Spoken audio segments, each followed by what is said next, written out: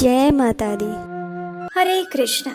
आज नवरात्रि का द्वितीय दिन है। आज के दिन माँ दुर्गा के ब्रह्मचारिणी स्वरूप का विधि विधान के साथ पूजन किया जाता है। भाव पूर्वक माँ दुर्गा के इस स्वरूप की पूजा आराधना की जाती है। माँ का स्वरूप अत्यंत तेजोमय और भव्य है। नवरात्रि के दूसरे दिन साधक का मन स्वाधिष्ठान चक्र में स्थित होता है। माँ ब्रह्मचारिणी ने भगवान शिव को पति रूप में पाने के लिए कठोर तपस्या की थी और इसीलिए माँ को ब्रह्मचारिणी और तपश्चारिणी कहा गया है। माँ ब्रह्मचारिणी हमें तप की शक्ति देती है और तप मात्र शारीरिक नहीं होता, मानसिक भी होता है। और मानसिक तप यानी अपनी इंद्रियों को वश में करके अपनी चेतना को श्री हरि की भक्ति में लगाना। हमारी इंद्रियों को वश में करने की शक्ति हमें भगवती माँ दुर्गा का ब्रह्मचारिणी स्वरूप ही प्रदान करता है, क्योंकि सभी शक्तियों का मूल माँ भगवती है। इसलिए इस पावन नवरात्रि के दिनों में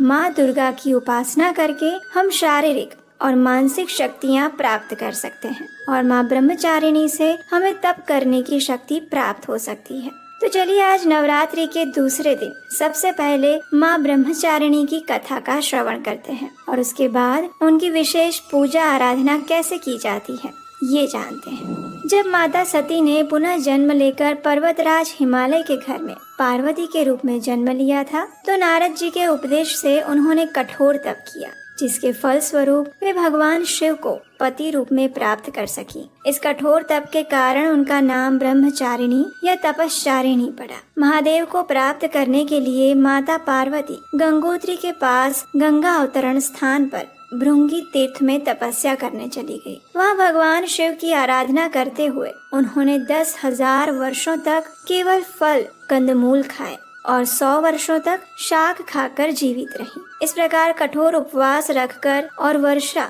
तथा धूप को सहते हुए तपस्या करती रही। उसके बाद उन्होंने 3,000 वर्षों तक गिरे हुए सूखे बिल्व पत्र खाए और भगवान शंकर की आराधना करती रही। उसके बाद तो उन्होंने वे सूखे बिल्व पत्र खाना भी छोड़ दिया। इस प्रकार निर्जल और निराहार रहकर वे कई हजार वर्षों तक तपस्या करती रही।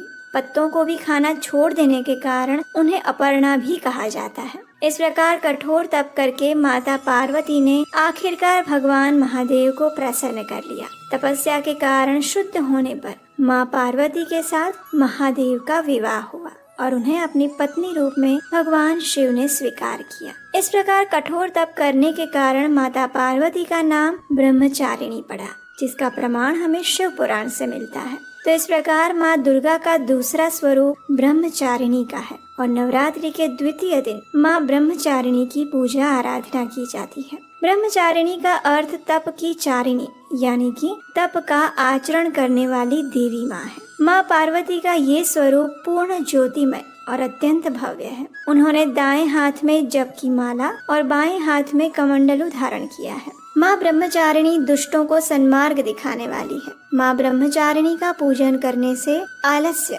अहंकार, लोभ, असत्य, स्वार्थ और ईर्ष्या जैसी दुष्ट प्रवृत्तियाँ दूर हो जाती है। उनका स्मरण मात्र करने से एकाग्रता और स्थिरता आती है। साथ ही विवेक, बुद्धि और धैर्य में भी वृद्धि होती है। माता की भक्ति करने से व्यक्ति में तप की शक्ति, त्याग, सदाचार, संयम और वैराग्य जैसे सद्गुणों में वृद्धि होती है। आइए अब हम देवी भगवती से जुड़ी एक और पौराणिक कथा का श्रवण करते हैं।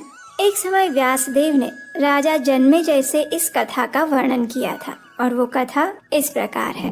अनेक वर्षों पूर्व हयहय वंश में एक राजा हुए थे। उनका नाम था कार्तवीर्य। धर्म में सदा तत्पर रहने वाले उन बलशाली राजा की 1000 भुजाएं थीं, अतः लोग उन्हें सहस्त्र अर्जुन भी कहते थे। उन्होंने दत्तात्रेय जी से मंत्र की दीक्षा ली थी और उस समय वे भगवान विष्णु के अवतार माने जाते थे। भगवती जगदम्बा उन नरेश की इष्ट देवता थी। वे परम सिद्ध, सब कुछ देने में समर्थ और भृगुवंशी ब्राह्मणों के यजमान थे। इस परम धार्मिक नरेश का अधिकतर समय दान करने में ही व्यतीत होता था। उन्होंने बहुत से यज्ञ किए थे और प्रचुर संपत्ति ब्राह्मणों को बांट दी थी। उस समय राजा कार्तवीर्य के दान से वे भृगुवंशी ब्राह्मण अत्यंत धनी कहलाने लगे थे। घोड़े और रत्न इत्यादि की प्रचुर संपत्ति के कारण विश्व में उनकी अपार ख्याति हो गई थी। जब राजा सहस्त्र अर्जुन का स्वर्गवास हो गया तो उसके बाद हयहय वंशी क्षत्रिय बिल्कुल निर्धन हो गए।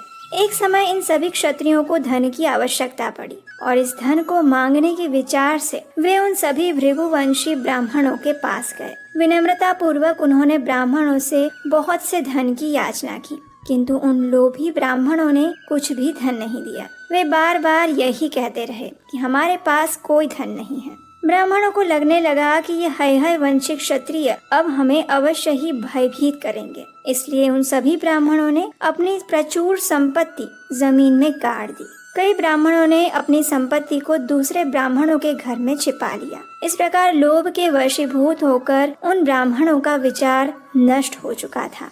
अपने यजमानों को इस प्रकार दुखी देखकर भी वे धन देने के लिए तैयार नहीं हुए। उसके बाद बहुत से हयहय वंशी क्षत्रिय धन प्राप्त करने की इच्छा से भृगुवंशी ब्राह्मणों के आश्रम पर पहुँचे। जब जाकर देखा तो ब्राह्मण तो अपने अपने आश्रम छोड़ के चले गए थे। तब उन क्षत्रियों ने द्रव्य पाने के लिए वहाँ की जमीन को खोदना आरंभ किया और इसी बीच किसी एक व्यक्ति की दृष्टि घर में गाड़े हुए धन पर पड़ी। सबने धन देख लिया था। जहाँ भी पता चला वहीं जमीन खोद कर वे सारा धन ले लेते। धन की लालच में आकर उन क्षत्रियों ने आस पड़ोस के ब्राह्मणों के सारे घर खोद डाले और वहाँ भी उन्हें अन्य संपत्ति प्राप्त हो गई। अब ये देखकर सभी ब्राह्मण रोने और गिड़गिड़ाने लगे। आखिर अंत में उन्होंने क्षत्रियों की अधीनता स्वीकार कर ली। अब उन सभी ब्राह्मणों के घर से अधिकतर धन निकल चुका था। हालांकि वे सभी ब्राह्मण क्षत्रियों की शरण में चले गए थे, लेकिन फिर भी क्रोध के वशीभूत होकर उन क्षत्रियों ने उन पर बाण की वर्षा करना चालू रखा। उस समय कुछ भृगुवंशी ब्राह्मण भागकर पर्वतों की गुफाओं में चले गए, छिप गए। तो हयहय वंशी क्षत्रिय भी वहां पहुंच गए। भृगुकुल का संहार करते हुए वे इस भूमंडल पर विचरण करने लगे। जहां भी इन क्षत्रियों को भृगु के वंशज मिल जाते, वे उन्हें अपने तीखे तीरों से मारकर उन्हें मृत्यु के देवता यमराज के पास पहुंचा देते। अब ये सभी क्षत्रिय पाप करने लगे थे। उनके इस निंदनीय कर्म से जिन स्त्रियों का गर्भ नष्ट हो जाता था, वे बेचारी अत्यंत दुखी होकर कुरोरी पक्षी की भांति विलाप करने लगती थी। और उस समय तीर्थवासी कुछ अन्य मुनियों ने उन अभिमानी हयहय वंशी क्षत्रियों से कहा, हे क्षत्रियों, तुम ब्राह्मणों पर इतना भयंकर क्रोध मत करो। ये बड़ा ही अनुचित कर्म है। तुम्हें ऐसा निंदनीय कार्य नहीं करना चाहिए। जो भृगुकुल की स्त्रियों के गर्भ का भी उच्छेद करने में तुम तत्पर हो गए हो। हे क्षत्रियों, जब पुण्य अथवा पाप उग्र और असीमित हो जाता है, तब उसका फल इस जन्म में ही सामने आ जाता है। अतः कल्याणकामी पुरुषों को ऐसा निंदनीय कार्य नहीं करना चाहिए। क्रोध में भरे हुए वे हयहय संज्ञ क्षत्रियों ने जब ये बात सुनी तो उन्होंने उन परम दयालु मुनियों से कहने लगे, आप सब लोग तो साधु पुरुष हैं, ये पाप कर्म क्यों किए जाते हैं? इसका रहस्य आप नहीं जानते।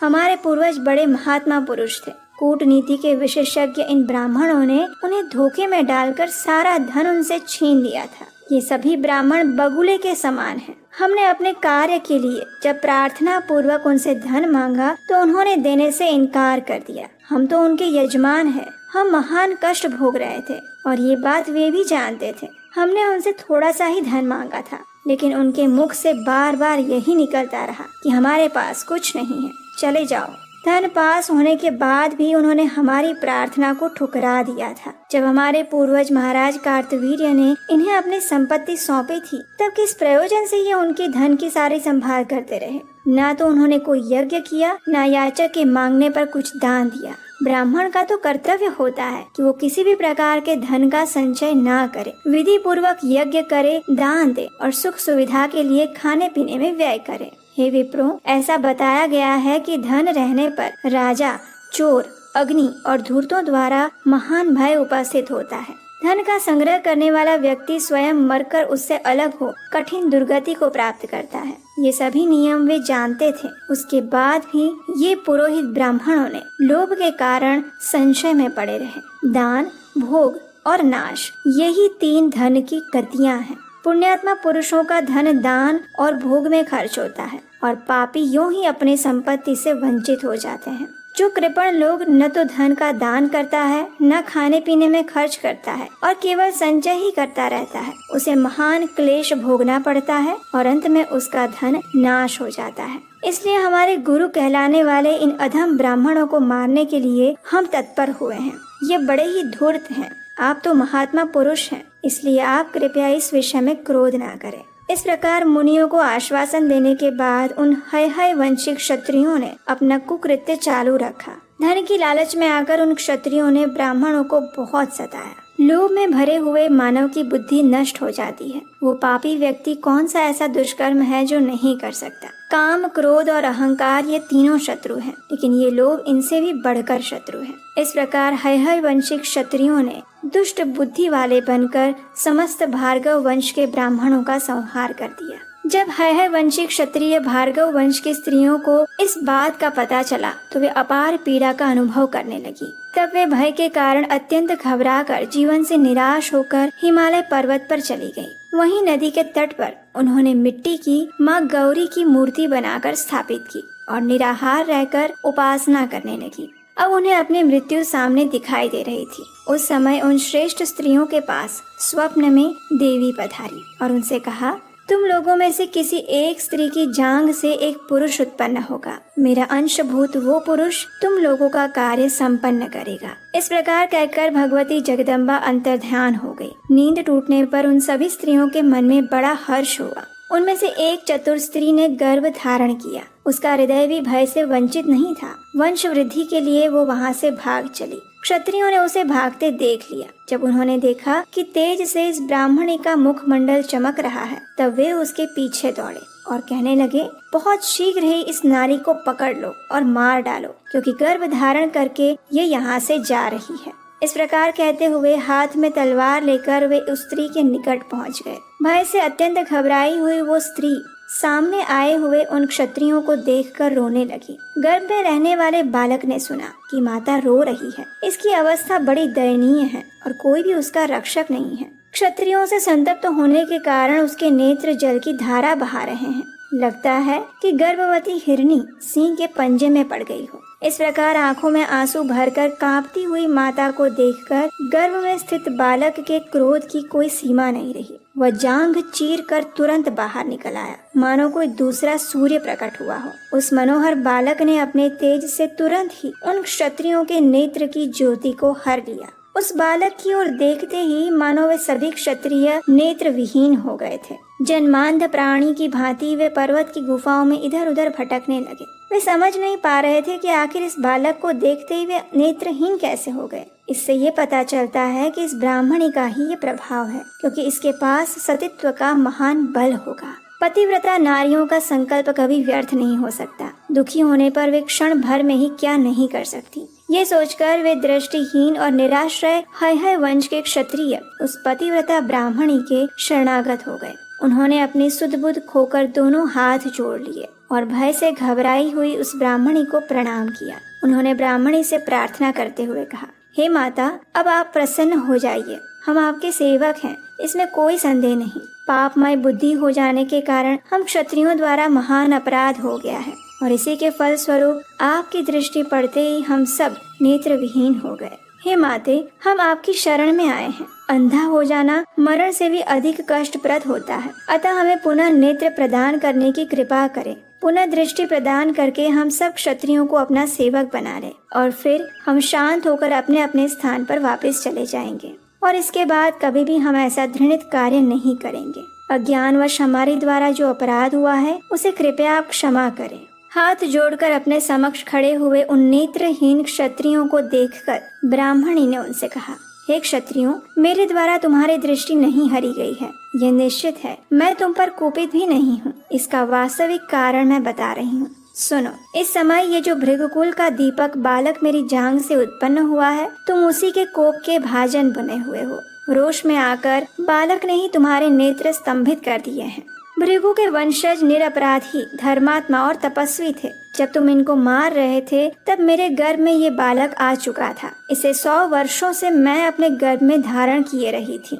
इसने 6 अंगों सहित संपूर्ण वेदों का अध्ययन बड़ी सुगमता से किया है भृगु वंश का उत्थान करने के लिए वो प्रकट हुआ है और वो गर्भ में ही सुशिक्षित हो चुका है। यही पितरों के वध से कुपित होकर तुम्हें मारने के लिए उत्सुक हुआ था। मेरा ये पुत्र भगवती जगदम्बा की कृपा से उत्पन्न हुआ है और उन्हीं के दिव्य तेज से तुम्हारी आंखें देखने में असमर्थ हो गई है। प्रार्थना करने पर यदि मेरा ये बालक प्रसन्न हो गया तो वो तुम्हें नेत्र ज्योति अवश्य वापस प्रदान कर देगा। अब उस समय वो बालक एक श्रेष्ठ मुनि के रूप में विराजमान था। ब्राह्मणी की बात सुनकर है वंश के क्षत्रियों ने उसके चरणों में मस्तक झुका दिया और बड़ी नम्रता के साथ नेत्रों में ज्योति पाने के लिए वे प्रार्थना करने लगे। उनकी प्रार्थना से वो मुनि कुमार प्रसन्न हो गया और उनसे कहने लगा, हे राजाओं, ठीक है, आप मेरी कही हुई बात पर विश्वास करके अपने घर लौट जाइए। दैव ने जो कुछ भी निश्चित कर दिया है वह अवश्य होकर रहेगा। इस विषय में कोई शोक नहीं करना चाहिए। सभी ऋषि लोग पहले की ही भांति सुख पूर्वक समय व्यतीत करें। जितने भी क्षत्रिय हैं वे सब भी क्रोध त्याग कर आनंद पूर्वक अपने अपने राज्य में लौट जाएं। इस प्रकार उस तेजस्वी बालक के उपदेश देने पर है वंशिक क्षत्रिय आज्ञा लेकर अपने अपने स्थान पर चले गए। अब उनके नेत्रों में पूर्ववत ज्योति आ गई थी। अब वे देखने लगे थे। ब्राह्मणी भी तेजस्वी और पृथ्वी के रक्षक के रूप में प्रकट हुए उस दिव्य बालक को लेकर अपने आश्रम में वापस आ गई। बड़ी सावधानी से वो उसका पालन पोषण करने लगी और इस प्रकार उस बालक ने भृगुवंशी ब्राह्मणों के वंश की रक्षा की। ये ऐसा बालक था जो कि भगवती देवी ब्रह्मचारिणी यानी माता पार्वती की कृपा से प्रकट हुआ था। चलिए अब हम देखते हैं कि नवरात्रि के दूसरे दिन माँ ब्रह्मचारिणी की पूजा आराधना कैसे करनी चाहिए। इस दिन प्रातः ब्रह्म मुहूर्त में उठकर जल्दी स्नान कीजिए। पूजा के स्थान पर गंगाजल छिड़ककर उसका शुद्धिकरण कर लीजिए। घर के मंदिर में दीप प्रज्वलित करें। माँ दुर्गा की प्रतिमा है तो उनका गंगा जल से अभिषेक करें। अगर मूर्ति नहीं है तो चित्र के ऊपर गंगा जल की कुछ बूंदें छिड़ककर उसे स्वच्छ करें। तत्पश्चात माँ दुर्गा को अर्घ्य दें। माँ को अक्षत, सिंदूर और लाल पुष्प अर्पित करें। भोग में स्वादिष्ट व्यंजन और फल, मिठाई इत्यादि अर्पित करें, किंतु भोग अर्पित करते समय ये ध्यान रखें कि ये शुद्ध और सात्विक हो, यानी बिना प्याज लहसुन का, क्योंकि भगवान को सिर्फ सात्विक चीजों का ही भोग लगाया जाता है। अब धूप और दीपक जलाकर दुर्गा चालीसा का पाठ करें और माँ की आरती करें। देवी माँ ब्रह्मचारिणी को गुड़हल और कमल का फूल अत्यंत पसंद है, इसलिए संभव है तो माँ की पूजा के दौरान इन्हीं फूलों को देवी माँ के चरणों में अर्पित करें। माँ को चीनी और मिश्री भी काफी पसंद है, इसलिए उनको चीनी, मिश्री और पंचामृत का भोग भी लगा सकते हैं। दूध और दूध से बने व्यंजन भी उन्हें अति प्रिय है, इसलिए आप उन्हें दूध से बने व्यंजनों का भोग भी लगा सकते हैं। इन्हीं चीजों का दान भी करना चाहिए, तो माँ के आशीर्वाद से सौभाग्य की प्राप्ति होती है। इस प्रकार द्वितीय नवरात्रि का पूरा दिन माँ ब्रह्मचारिणी का विधि विधान पूर्वक पूजन किया जाए तो देवी माँ अवश्य प्रसन्न होती हैं और अपने भक्तों पर कृपा दृष्टि करती हैं। तो हमें आशा है कि ये कथा आपको अच्छी लगी होगी। इस नवरात्रि के पावन दिनों में देवी माँ भगवती देवी दुर्गा की नित्य निरंतर कथा सुनने के लिए आपके अपने चैनल को सब्सक्राइब कर लीजिए। माँ दुर्गा के ब्रह्मचारिणी देवी स्वरूप को प्रार्थना करते हैं कि इस कलयुग में व्यक्ति के भीतर छुपे दुष्ट दानव यानी कि द्वेष, ईर्ष्या, गर्व, लोभ, क्रोध आदि का संहार करके हमें योग शक्ति प्रदान करें। हम अपने आध्यात्मिक तपोबल के माध्यम से परम भगवान श्री कृष्ण की आध्यात्मिक जगत को प्राप्त कर सकें। हरे कृष्ण।